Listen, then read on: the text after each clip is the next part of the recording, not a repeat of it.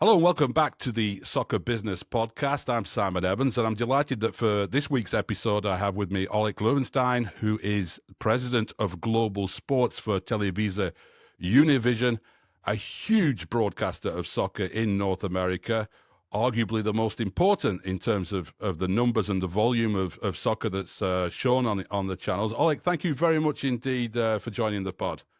Thank you very much, Simon. I'm super happy to be here. So before we get into the issues that we wanted to look at today, just tell us a little bit about your background and how you've ended up in charge of this empire. Well, as things in life, there's a little bit of preparation and a very big chunk of luck, right? Um, I am I am a person with an identity crisis. I was born in Poland, raised in Venezuela. I lived in the Dominican Republic, Panama, France, England, South Korea, Singapore, and I don't know what I miss most, whether it's the bread and butter in France or the noodles in Singapore or the security of South Korea. I don't know. Been a long term fan of sports, mostly football and basketball, to be quite frank. Um, Grew up in a family where I don't remember. My dad was a photographer, so I don't remember my first toy. I do, however, remember my first camera. Uh, Grew up in the media business. Graduated from communications. Had a stint in consulting, and by luck, to be honest, ended up launching the sports network for Televisa Univision. Univision back then, 14 years ago, April 7, 2012, we launched the sports network in the US, for the most part because we identified there was an opportunity in the market in terms of two things. One, football, I mean soccer as it's called in the US, as a growing sport and growing audience in the market. And two, in terms of the growing power of Hispanics in the country. So I've been in this job for a few years, but in the company for 14 already, almost 15. And there's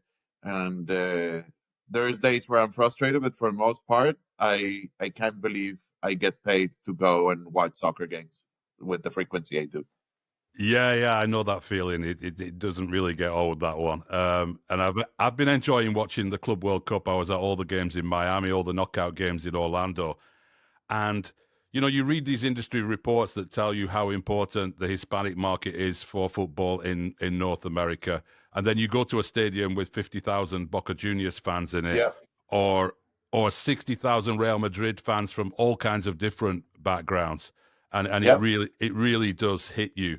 But it also hits me a little bit that, especially amongst the younger demographic, the kind of fan we're seeing coming in and their behavior and so on seems to me to have changed over the last decade or so. I'm curious if you'd agree with that, and if so, how you think it's evolved. That's an interesting question. The answer is by all means. I mean, for sure, the demographics have changed. Here's what I would say: we see very strong Hispanic viewership for the FIFA Club World Cup, right? It exceeded our initial expectations. We originally based our projections on UEFA Champions League performance, and the Club World Cup has outperformed those benchmarks by far. Significantly, yeah, really. Yeah, we expect the tournament to finish 600,000 audience per match on our networks on average, right? So that's not reach, that's average during the game, which is a figure that stacks up very well against every other soccer property we've had in the US, beside the Mexican League, maybe. So to put that into context, that's twice the average audience of an English Premier League on USA networks and comparable to 2023 Leagues Cup matches between any team that was fighting against Inter Miami with Lionel Messi's debut in 2023, right? So that's a comparable. What has been surprising is that both daytime and primetime windows have performed very strong. Obviously where we have Mexican teams, the Borussia Dortmund, Monterrey, for example, delivered standout numbers. But we're also seeing notable crossover between Club World Cup and Gold Cup audiences, right? Right. Which shows that people are engaging from Club World Cup all the way going to Gold Cup games in the afternoon, right? So from a demographic standpoint, the Club World Cup skews a little bit more male than Gold Cup. Gold Cup is a little bit more female and family, Right. uh, right? Uh, but overall, the response from Hispanic has been extremely positive, right? And what has changed over the past 10 years is that there's an evolution. There has been two things. One, an evolution of the soccer fan in terms of its sophistication, right? I mean, you used to have you put any game and it would have ratings. These days, fans have become more sophisticated in understanding if there's anything in that game that's on the line, or if there's anything relevant for that game, or even if the players on the pitch are from the A team or from the B team. So that's number one. And the other thing that has changed is behavioral patterns, right? So not only I become more sophisticated, but I have access to so much content right now that I'm not necessarily going to watch 90 minutes of a game, or if there's two games, I'm going to switch between them. Or I want to see the highlights of the game on Saturday, but I really want to see the 90 minutes of the game on Sunday. So Right. that combination of sophistication and behavioral change joined with the amount of football and soccer that there is in the market has really shifted the soccer market in the US. So fans are becoming more selective, in short. Yeah, I mean, there's so much out there that you almost Yeah, have to be selective in a way. Yeah, I that's mean, correct. They've become more selective. That's exactly what it is.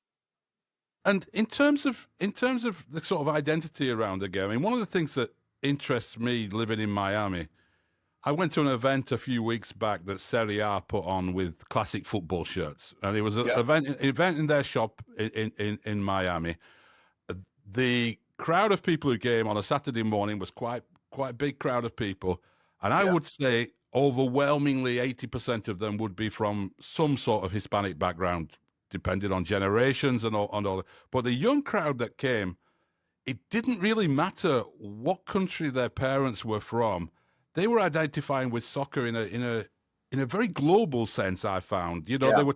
they were into Spanish league, they were into Serie A, but they were also following maybe an MLS team or a Yes. Liga MX team.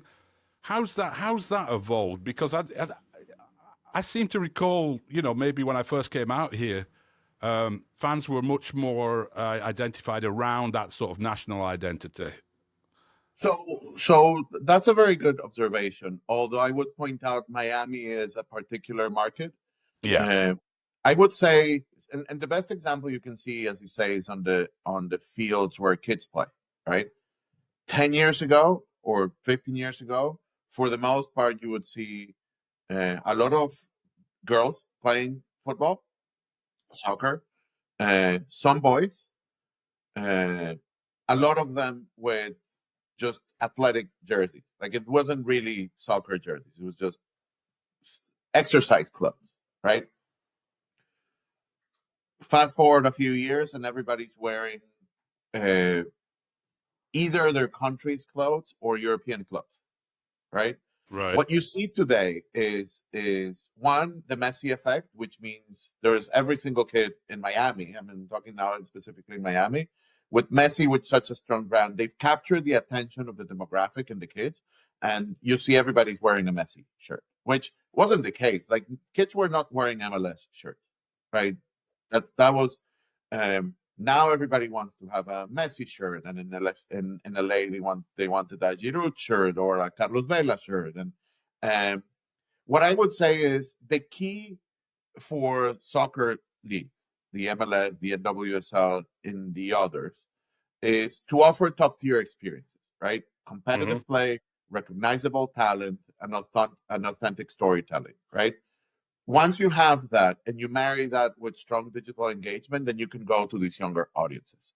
Because because look, the language is a very important piece of it, right? And for Hispanics in Miami, language matters a lot, right? Especially for that cultural connection and family viewing co-experience. But this generation that's coming up, the younger, is flexible, right?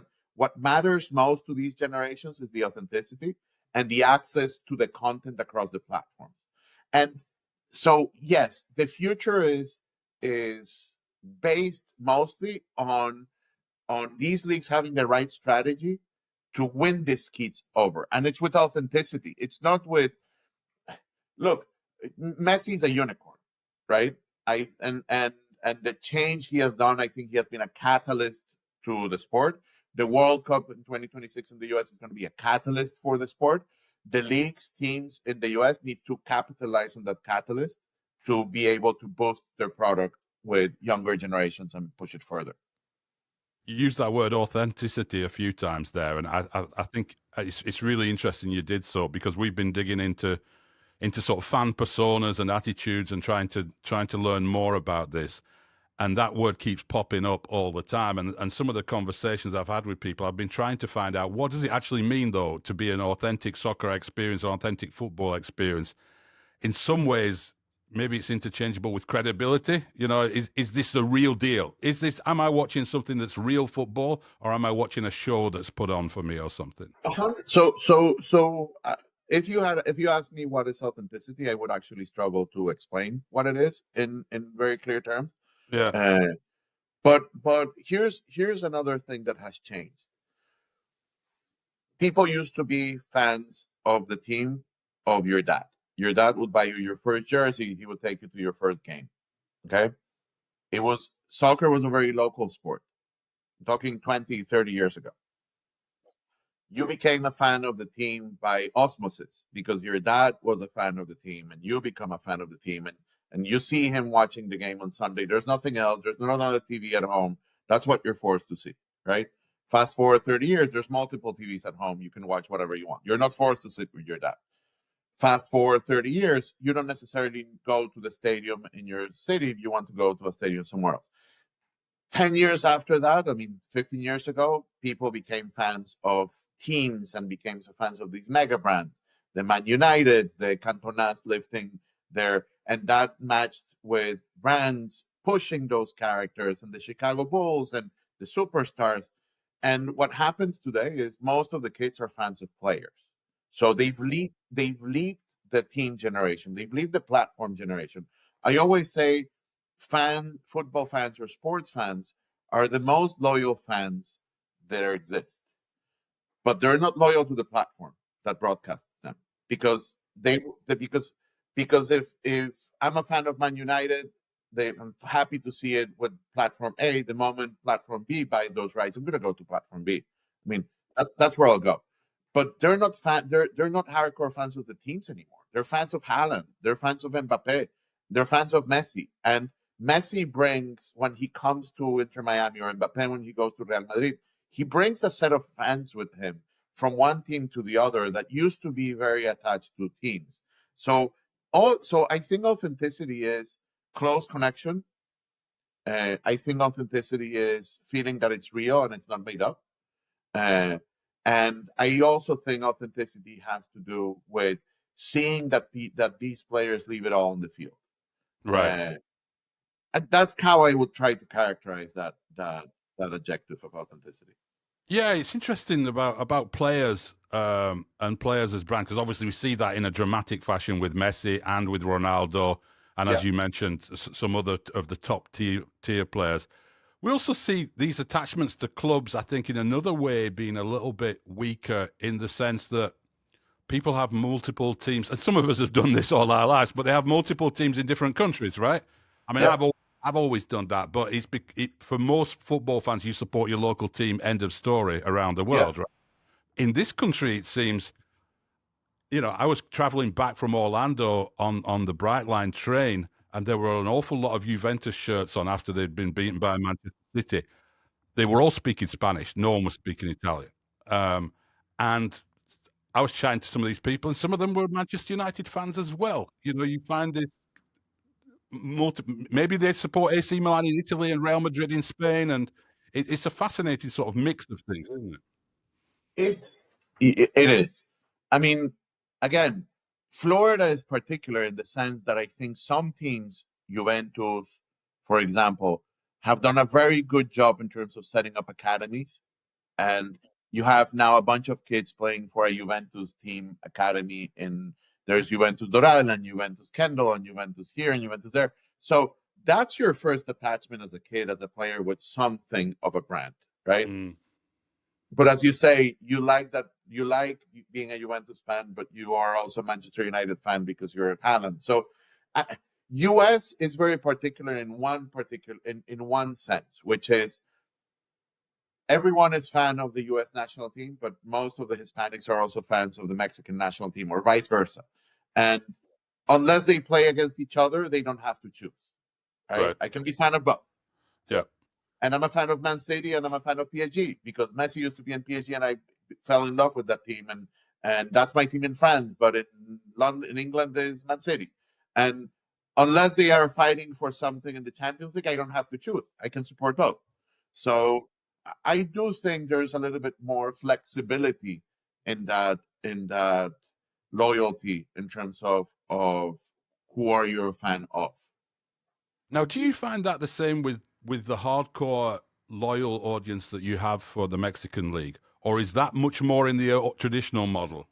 That's way more of the traditional model, right? So the Mexican league remains a very strong culturally attached property in the U.S. market, right? Right. There are changes of how Hispanics engage, but there is Liga MX remains to be the number one rated club soccer property in the U.S. Full stop, right?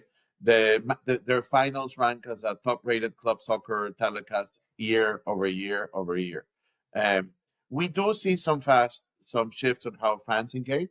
Um, Younger Hispanic audiences are increasingly following the league through digital and social platforms, right? So what we spoke, like the behavior and consumer behavior. Um, Fans are also showing interest in cross-league competitions, right? So they want to see the Club World Cup. They want to see Leagues Cup, which start seeing their teams match up with maybe their local team, the one that they like. Um, so what's resonating is formats that mix cultures, bicultural and bilingual viewers. Soccer viewers are the youngest in terms of sports viewers in the US. I Mm-hmm. would also say, maybe together with American football, the most passionate of all major US sports. Mm-hmm. There with Hispanics and Mexican League, there's a very strong cultural attachment to the sport. I would say Mexico, Germany, Brazil, Argentina, England, maybe France. They have something where soccer is not a sport. For Mexicans, there's the three most important things that the three cornerstones of their lives are their food, the tacos, the Rosa de Guadalupe, their religion, and their soccer team, right? Mm-hmm. And you could basically say the same for the Brazilians. And for the Brazilians is religion and sport and soccer. And they're not very disparate. Like they're almost the same thing, right? Italy, very similar. Yeah. Yeah. Italy very similar. So with the Mexican league is a little bit different in the sense that you're a fan of one team in Mexico. You're a fan of America and Chivas. And yes, you can be a fan of Man City, etc. But in Mexico, you're a hardcore fan of that team.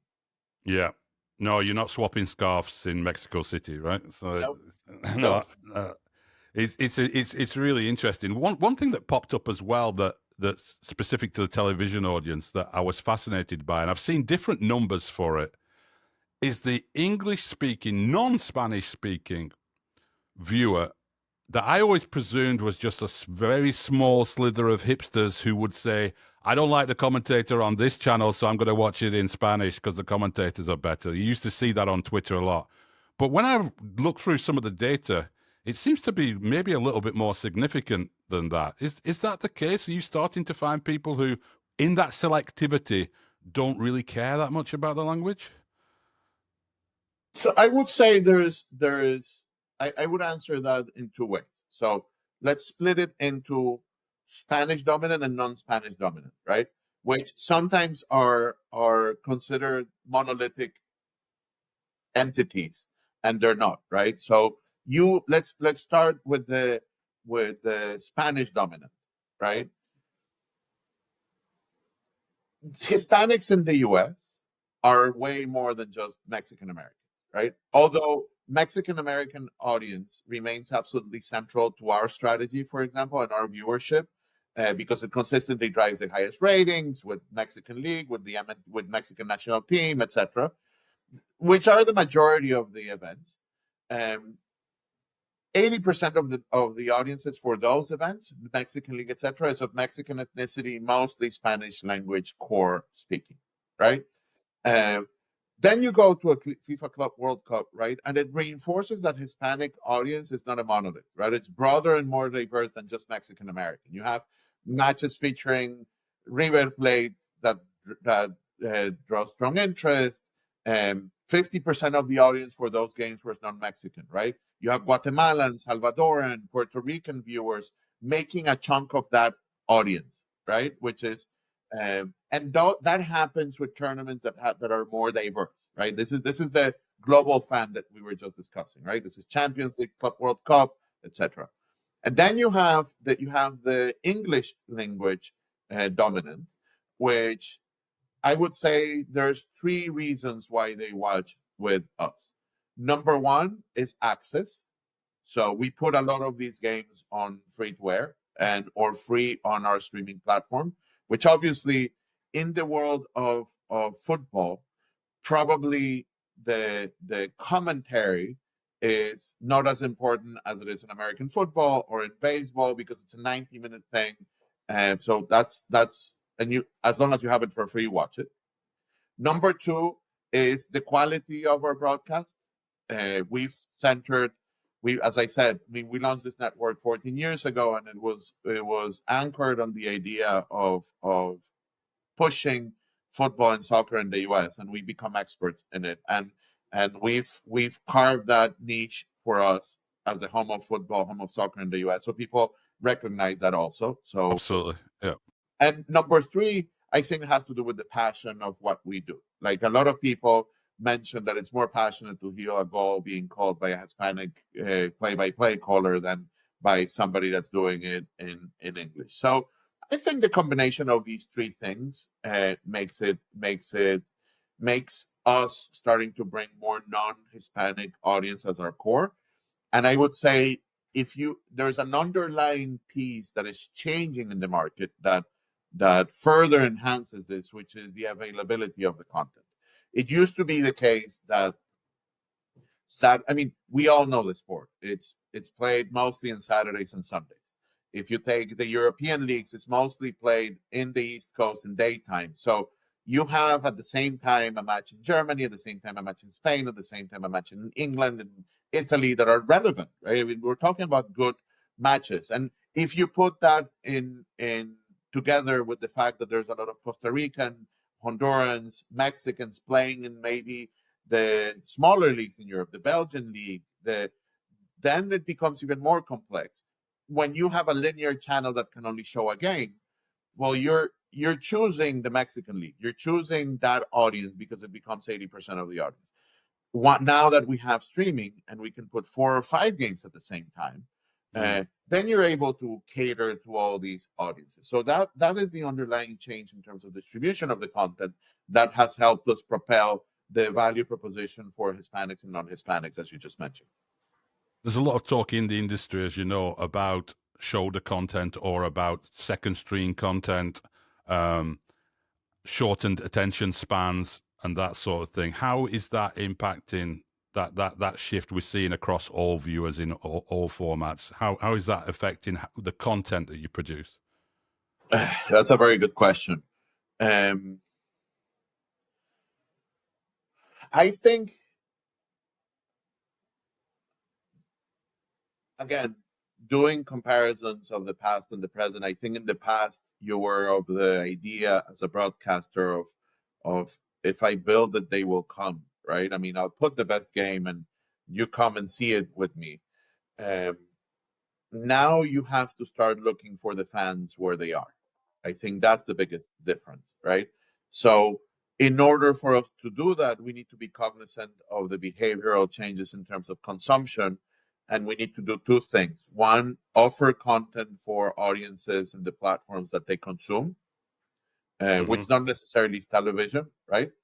And two, offer content in a form they're used to consuming it, right? So about 10 years ago, we started putting cut down games of the games that we did in 15 minutes on free-to-air. On free-to-air, no, on cable television. And it was a great success because that allowed people at the end of the day to come in 15 minutes, basically consume the best. And this was the times that there was no TikTok, no Instagram, no any of that. Today, we need to be able to serve the goals live on our social platforms. We need to be able to serve content for younger generations on Twitch and on Facebook and on YouTube. We need to be able to still cater to the hardcore fan that wants to watch the 90 minutes plus the 30 minutes pregame and the 30 minutes postgame. We need to be able to cater to the opinion fan that wants a 1 hour download of the game to be able to talk to his hardcore friends next day.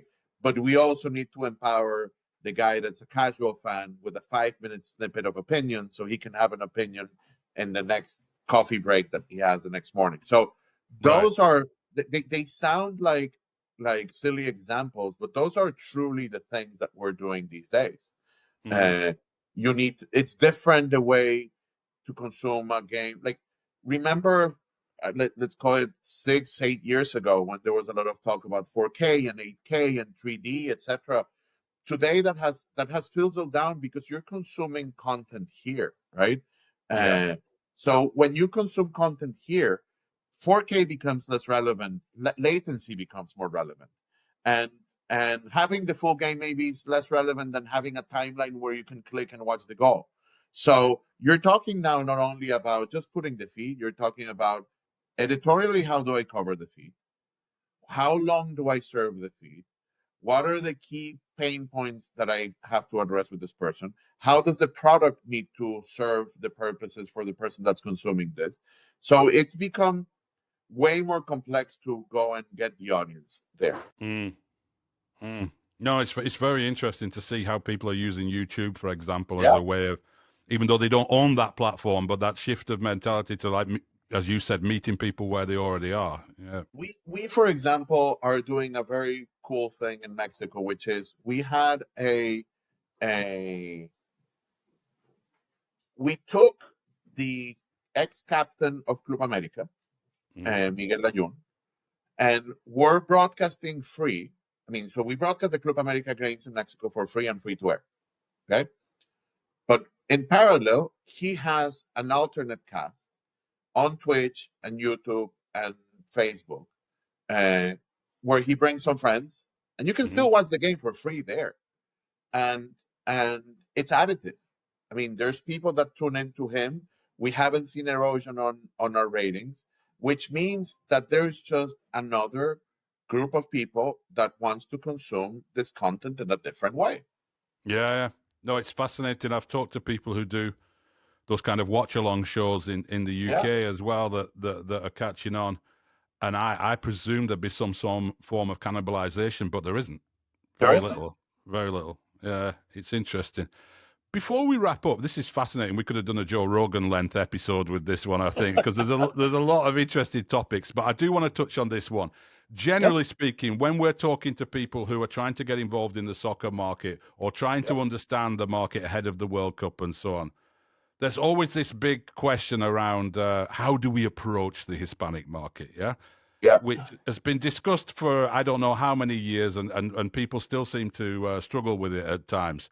What do people get wrong when they try to, from the English-speaking soccer world, trying to reach out to this huge market of Spanish-speaking fans? What do you see sometimes that makes you cringe or think they've got that wrong? That's not the way. That's not going to work.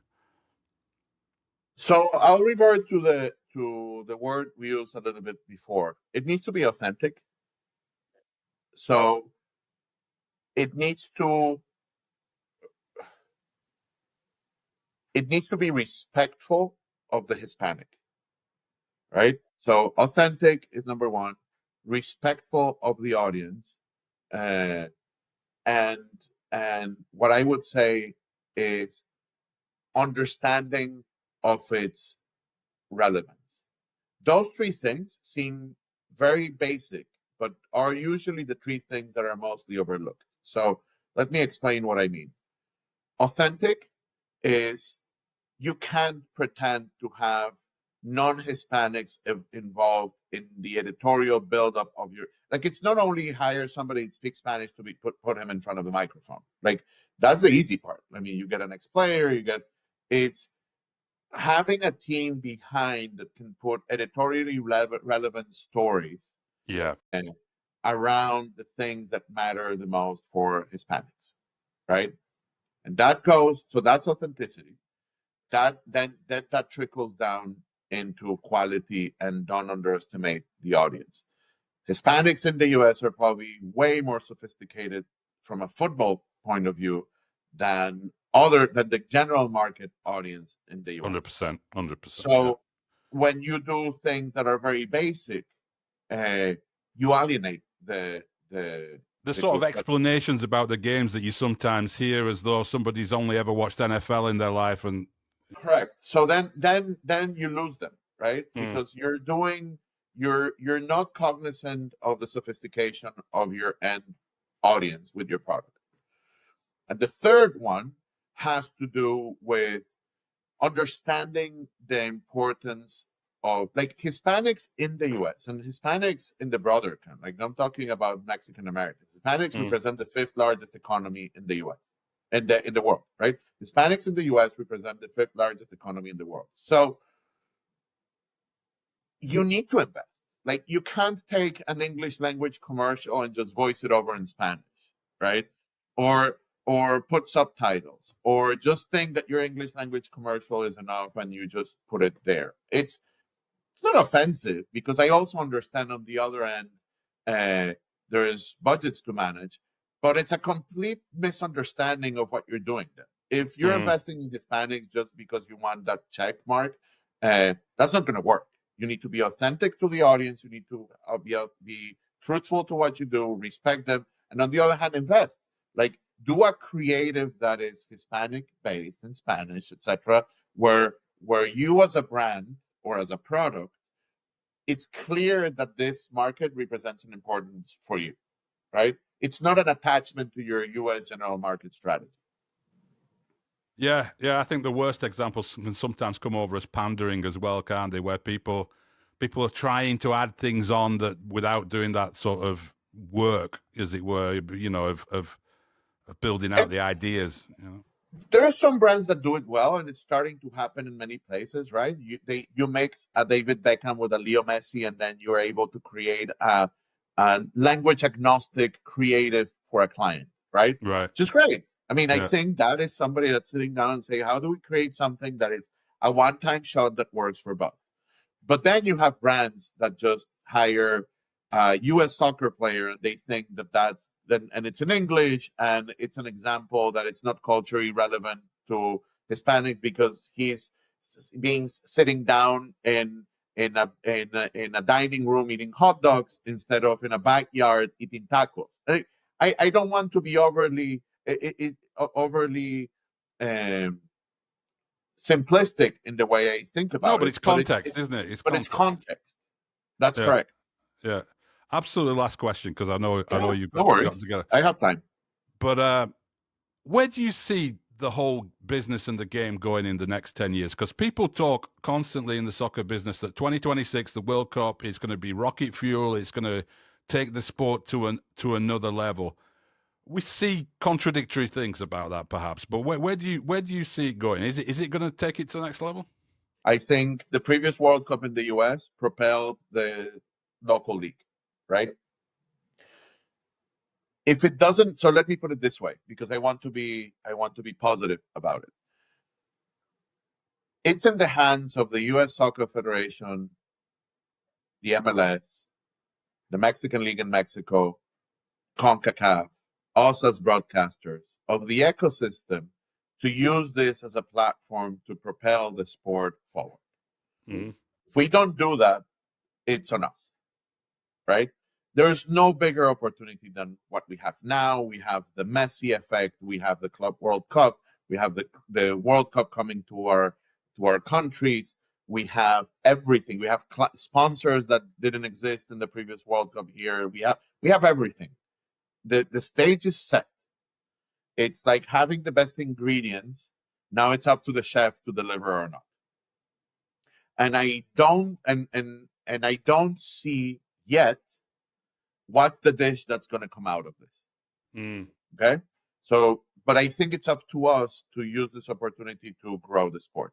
Now, if you ask me what's going to happen over the next 10 years in the industry and in the sport, I would say there's a couple of things that will be inflection points in the US. Number one, the entrance of private equity money into NFL, where NFL is allowing private equity money to be invested into teams. It's going to raise the valuations of the NFL teams to such a level that I think that when when NFL raises the tide raises and it lifts all the ships. I think there's going to be increase in the values of a lot of these teams, of the MLS teams. Two, I think there's going to be way more competition for eyeballs, both on site as well as on screen. What does that mean?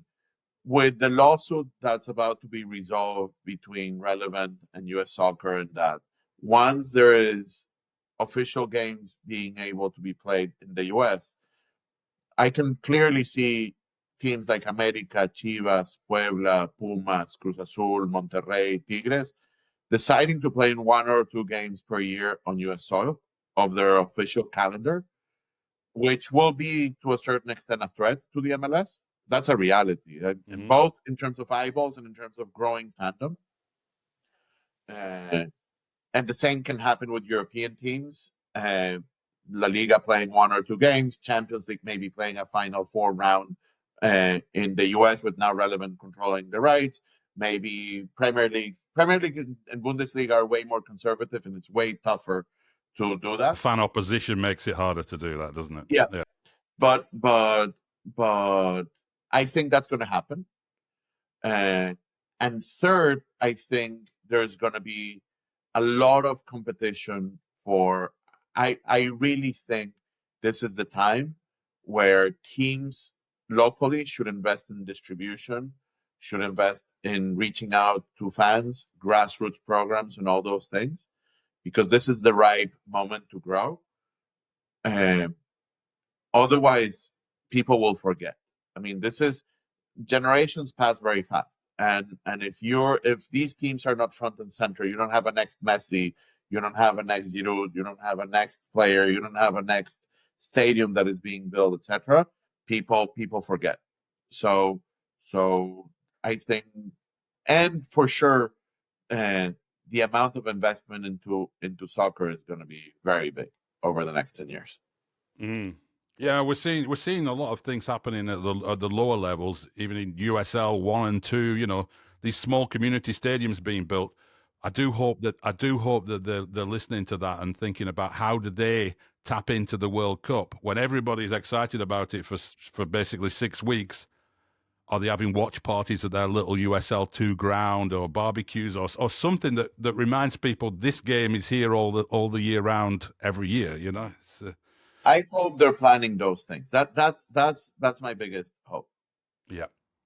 Brilliant. Well, thanks so much indeed, Oleg. It's been absolutely fascinating, and I'd love to return to some of these themes in the future, because I think I think it's a really interesting area.